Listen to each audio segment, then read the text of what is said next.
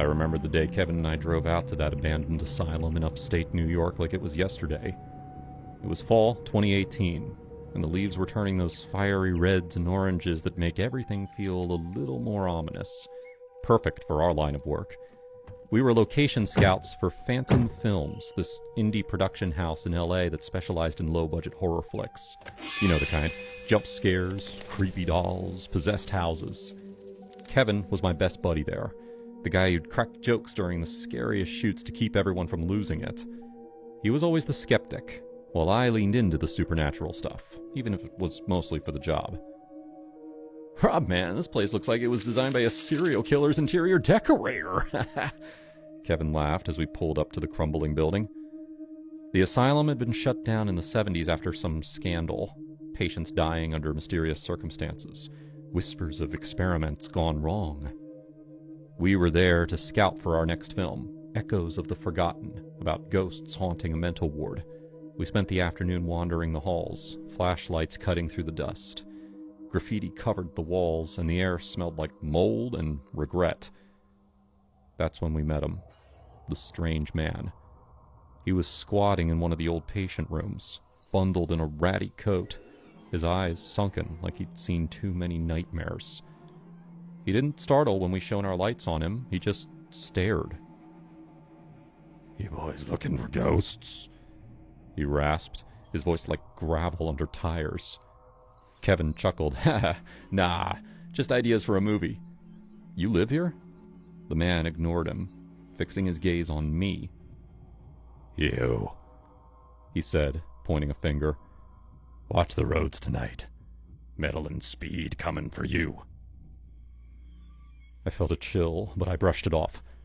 "Thanks for the tip, buddy. We'll be careful." Kevin rolled his eyes as we left. What a nut job. Probably high on whatever's growing in these walls. We wrapped up around dusk and headed back to the city. On the highway, rain started to slick the roads. I was driving, Kevin fiddling with the radio. Suddenly, this semi-truck swerved into our lane. Driver must have been texting or something. I yanked the wheel hard, tires screeching, and we skidded onto the shoulder. The truck missed us by inches, horn blaring like a scream. "Holy shit, Rob!" Kevin yelled, gripping the dashboard. "You okay?" My heart was pounding, hands shaking on the wheel. Yeah, I'm fine." But I wasn't. That man's words echoed in my head. "Metal and speed coming for you." How the hell did he know? That night, back in my apartment in Brooklyn, I couldn't sleep. I kept replaying it. The prediction, the near miss. Was it coincidence or something more? I'd always been the one pitching ghost stories at work, but this felt personal.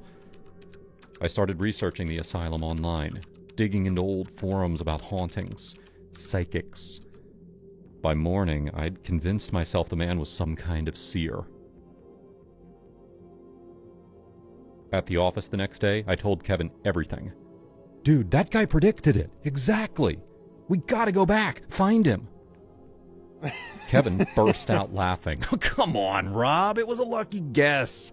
Roads are dangerous. Big whoop. Don't get all woo-woo on me now." But I couldn't let it go. I started carrying a rabbit's foot keychain my grandma gave me years ago, avoiding black cats, knocking on wood, superstitious crap I'd mocked before. Kevin thought it was hilarious. "Look at you, Mr. Horror Scout, scared of his own shadow," he'd tease during lunch breaks. A week later, things escalated. I was home alone when my phone rang, unknown number. I answered, and a voice whispered, "The accident was just the start. Death follows you now." I freaked, called Kevin right away. "Kev, you gotta hear this. Some creep just called saying death's after me. It's that guy from the asylum. I know it." He paused, and then snorted. "Rob, chill. Probably a wrong number. Or maybe one of our crew pranking you." But it kept happening. Salt spilled on my kitchen table one morning. Bad luck omen. A mirror cracked in my bathroom. Whispers in the wind outside my window at night. I became a wreck, jumping at shadows, double-checking locks. I even started seeing a therapist, this woman named Dr. Ellis, who specialized in anxiety from high-stress jobs like ours. "Robert, these are manifestations of trauma from the accident," she'd say in our sessions, "not supernatural." Quick break. My new channel, Broccoli Animations, is now live. I'm posting new full-length videos there daily. Time to join me there. Link in bio. I wanted to believe her. Kevin, meanwhile, seemed amused by it all. He dropped by with beers, trying to lighten the mood. "Hey, if death's coming, well, at least we'll get a killer script out of it," he'd joke. Then came the prank. It was a Friday night. We'd planned to watch some old horror classics at his place in Queens. I showed up, still edgy, clutching my rabbit's foot. Kevin greeted me with a grin. "Rob, you look like shit. Beer?" We settled in, but midway through The Omen, the power flickered. Then a knock at the door. Kevin went to answer, and I heard voices, muffled, urgent. He came back, pale. "Dude, it's that guy from the asylum. He's outside. Says he needs to warn you." My blood ran cold. "What? Let him in." Kevin hesitated. "You sure? He looks crazier than before." I nodded, heart racing. The door creaked open, and in walked... not the man. It was an actor friend of Kevin's, made up with prosthetics and that same ratty coat.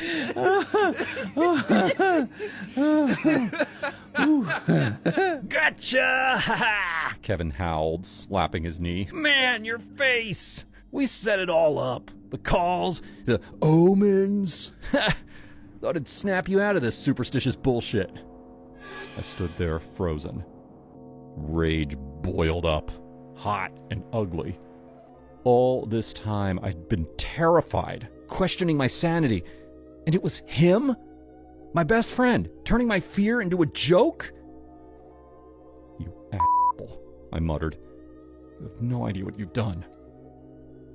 Kevin wiped tears from his eyes. "Come on, Rob. It was harmless. Lighten up."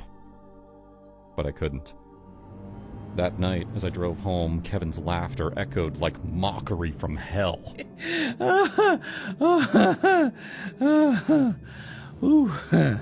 What if the prediction was real, and Kevin's prank invited real bad energy? What if he was the bad vibe, the one drawing death closer? Over the next days, it festered. I'd see him at work, grinning like nothing happened, and I'd clench my fists. Dr. Ellis noticed in our session, "Robert, this anger, it's displacing your fear. Talk to him." "I can't. He's poisoned everything." One evening, I invited Kevin over to bury the hatchet. He showed up with pizza, apologetic now. "Rob, I'm sorry, man. I didn't realize how deep you were in it." We talked. Or he did. I poured us whiskey, mine straight, his spiked with enough sedatives from my medicine cabinet to knock out a horse. As he slurred, fading, I whispered, "You brought the darkness, Kev. Now it's time to end it." He mumbled, "What? Rob?" I dragged him to the bathtub. Easier cleanup. The knife from the kitchen felt heavy, but necessary.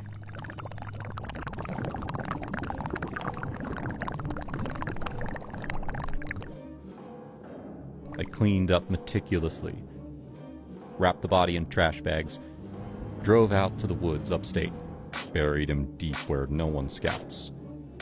The cops questioned me later. Kevin's disappearance made the news, but I played the worried friend. Last I saw, he was heading home after pizza at my place.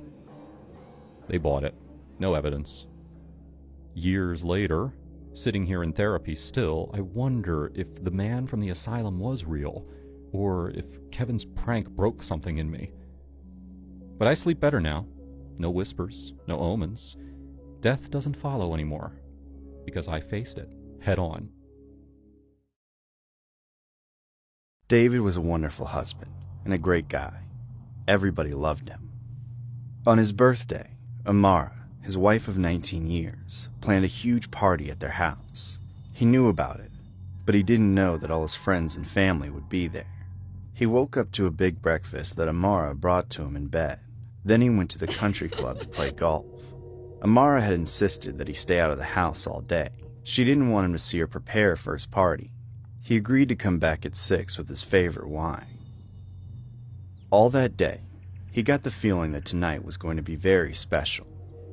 His friends at the club kept giving him little hints. He tried to focus on golf, but he was too excited. Everything was going great until mid-afternoon, when David was alone on the course. A young guy approached him. He looked about 20, just some kid who seemed really out of place at the country club. But when he approached David with a friendly hello, David recognized something in the stranger's eyes. He'd never seen this man before, but he looked familiar. "You don't know who I am, do you? My name's Nick. I'm your son." David was floored. He didn't have any children. He and Amara had always wanted to start a family together, but it had never worked out. Nick explained that his mother was David's ex, the woman he was seeing before he met Amara. David believed him. He remembered the boy's mother, Gia. She was crazy, always accusing him of having affairs and checking in to see where he was. When he broke up with her, she absolutely flipped out. It was in the middle of a restaurant and she screamed at him at the top of her lungs. She said he couldn't leave her because she was pregnant with his child. At the time, David thought she was lying. She was the kind of woman who would fake a pregnancy. It was just her twisted way to keep him from leaving.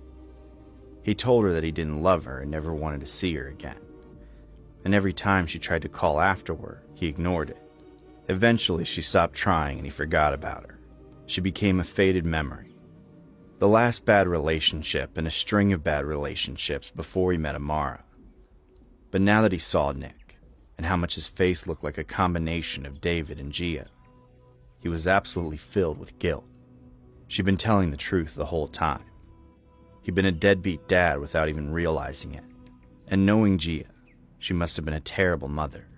David instantly wrapped his son in a tight hug. He started crying. They both did. "I'm so sorry. I never knew." They spent the next hour talking.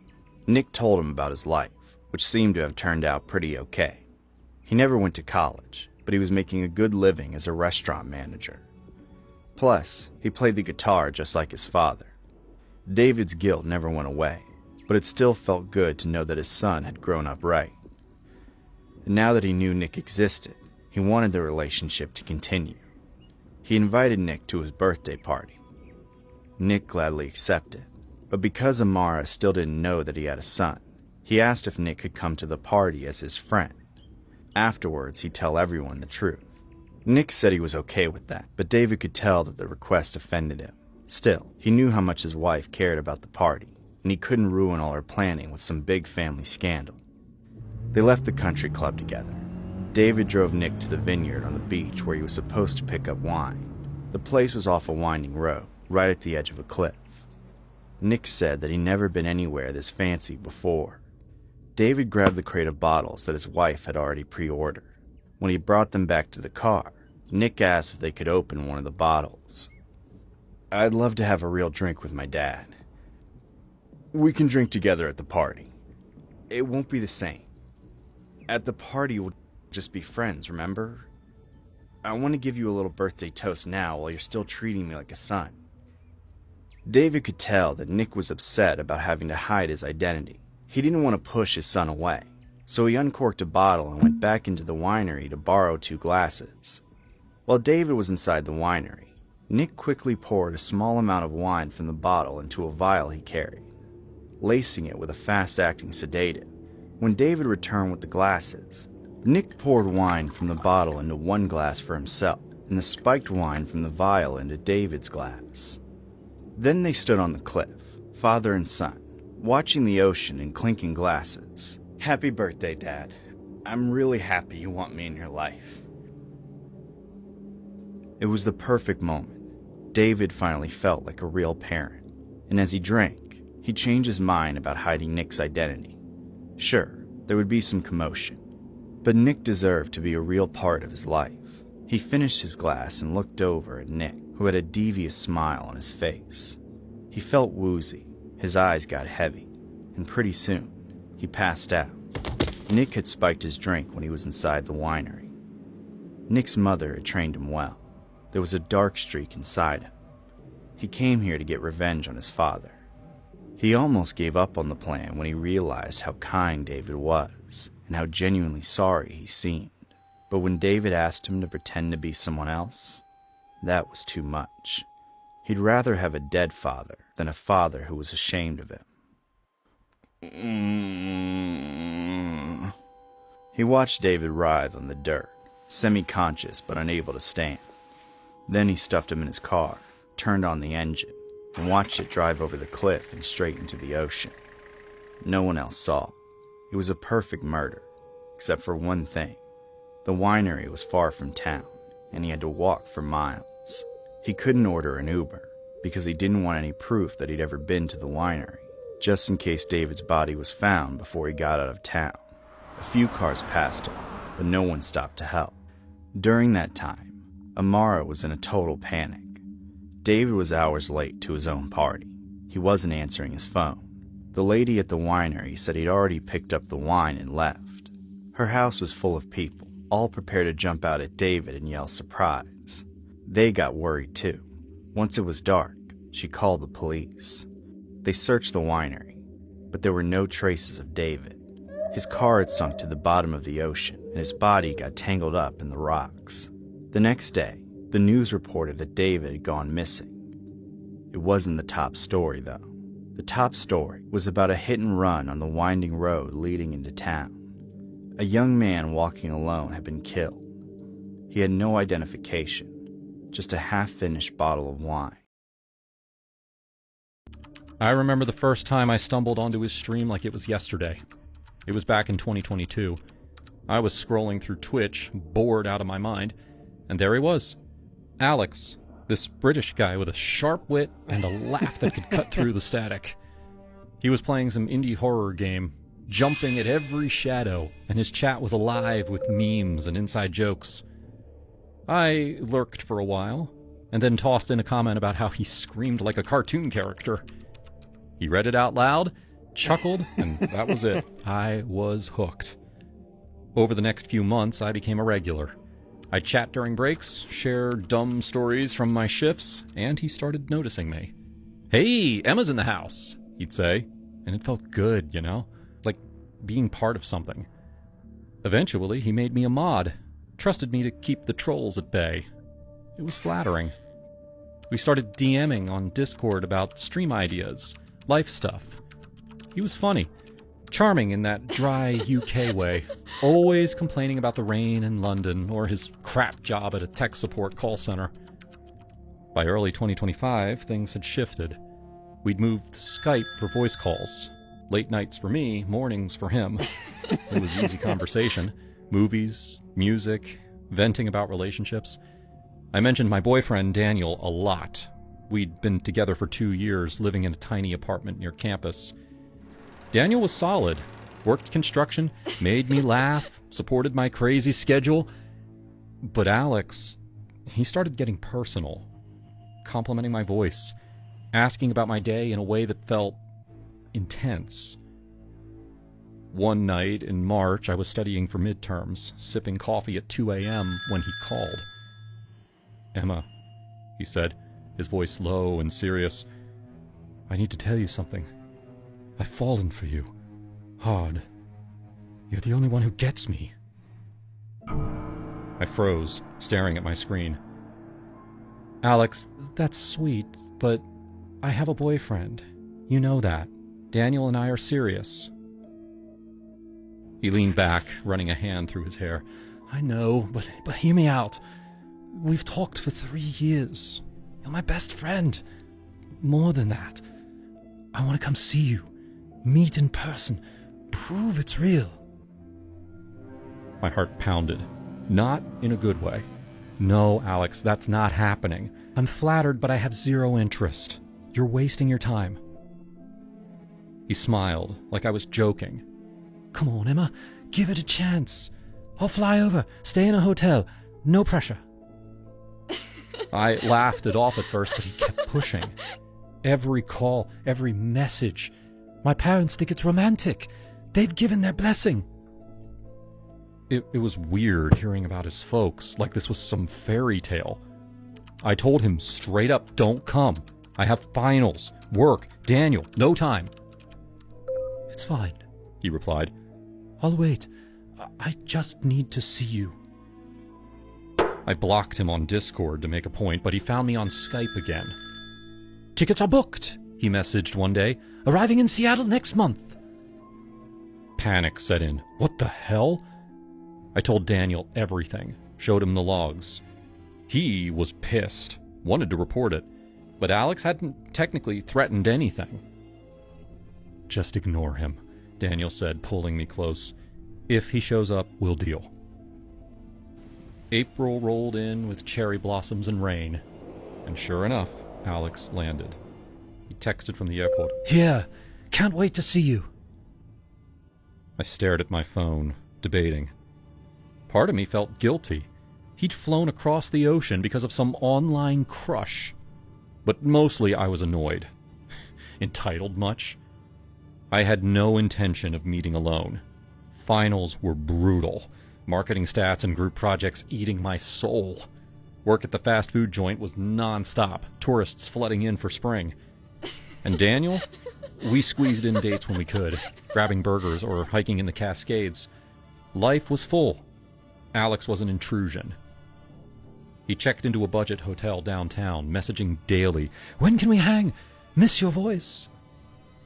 I caved after a week, but on my terms. Fine, but with friends, group thing.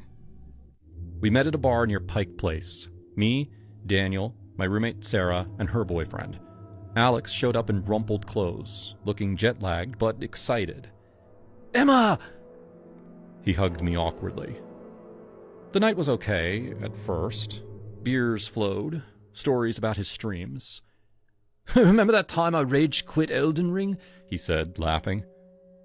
Sarah chimed in, Dude, your screams are legendary. Daniel was polite, but I could see him sizing Alex up. As the evening wore on, Alex cornered me at the bar. This is great, but can we talk alone? Maybe back at my hotel? I shook my head. No, Alex, that's not why you're here. His face darkened. Why not? I came all this way. Because I have a boyfriend, and I told you not to come. He sighed. Just for a bit. Watch a movie or something. Daniel overheard, stepped in. She said no, man. Respect it. Alex backed off. We left soon after. A few days later, he begged again. One more hangout? Please. I agreed, stupidly, but brought Daniel. We grabbed coffee at a park, neutral ground. Alex was tense from the start. I thought it'd be just us, he muttered. Alex, I was clear, I said. This is it. He exploded then, right there on the bench. Clear? You led me on for years! Flirting in chat, modding my stream, Skyping till dawn, and now I fly over, spend 3 weeks in this shithole hotel, waiting like a dog, and you bring him? He jabbed a finger toward Daniel. Daniel stood up. Watch it. Alex ignored him, eyes on me. I want time alone. In my room. You owe me that. Owe you? For what? Invading my life? For everything. I love you, Emma. I'd do anything. Even dispose of him. Kill him if I have to. Make you see we're meant to be. My blood ran cold. Daniel grabbed my arm. We're leaving. Now. We walked away, hearts racing. I called the police from the car, reported the threat. They said without proof it was hard, but advised a restraining order if he persisted. Alex messaged that night. You After all I did. Then nothing. Blocked on everything. He flew back to the UK 2 days later. I know because a mutual from his stream told me. That experience, it taught me strength. Us women in the States, we juggle so much. Careers, relationships, creeps. But we rise. I did. And if you're watching this, know that you're not alone. Say no loud. Stand firm. The world's full of Alexes, but it's ours to navigate.